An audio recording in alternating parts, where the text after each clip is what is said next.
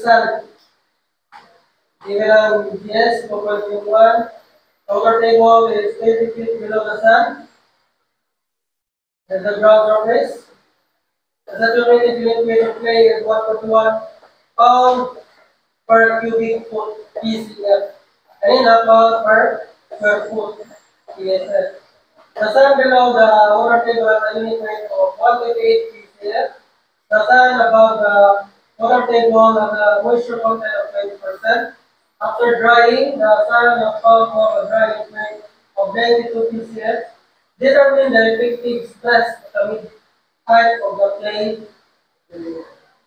So, wala siya po figure problem. So, wala tayo sa niya.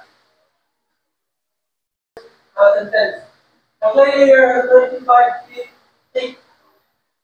Overlaying with a 50 feet thick sand. So, we report above yung bus. And that is 50 feet. Then 25 lang base.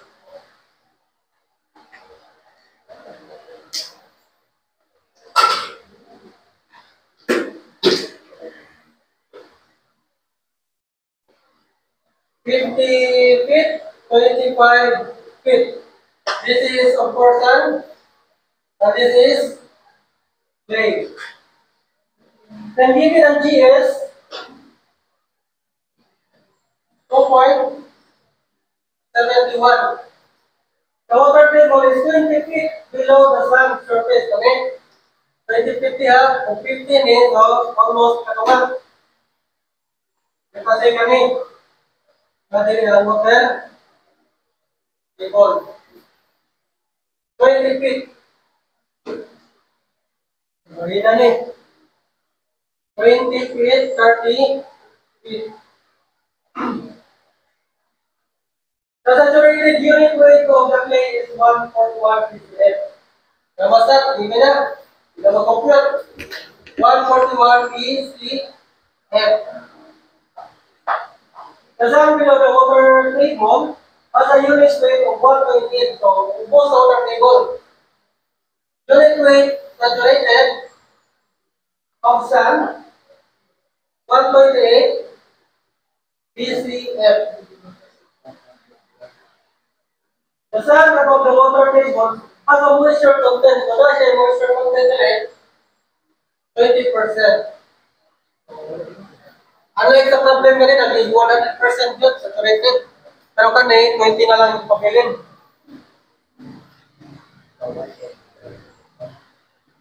After drying, the sand was found to have a dry liquid. So, ayaw kayo bumalin. Ayaw kayo bumalin after drying, the sand was found to have dry liquid. Kumbaga, kuha na siya sa sample nila kita na 20%. Kuha niya moisture content. So, mula sa laboratory, determining na the dry unit weight, gamma dry weight. Gamma dry is 92 PCF. That is for the sand above. Determine the effective stress at the mid-height of the clay layer. As a mid-height, that's a direct point A, and that is 12.5. 12.5 feet. So not 25. Okay, that's the effective stress. Tinatawag mo natin mo effective. That's all right. Ano naman eh? Note na gamma dry na siya. Pero ang condition ng problem, 20% saturated siya. Ang purpose lang natin ko ang gamma dry para makapanong na sa moist unit na rin.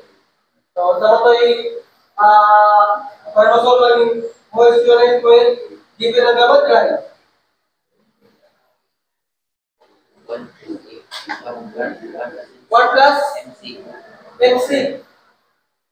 Okay.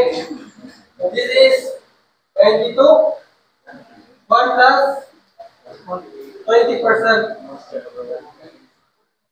Okay lang. 100. Attorney, it is PCS. Okay. What are the voice example? The 20% direct. 110.4 times pinay 20. Plus, of course, saturated ink. Dapat effective na. Kaya dito sa mga, wala naman tayo yung total water pressure. So this is 128 minus 62.4 times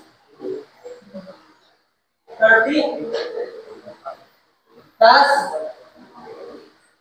141 minus 62.4 times katungan sa 25. And that is 12 point. O pila man eh? Pila to? 515.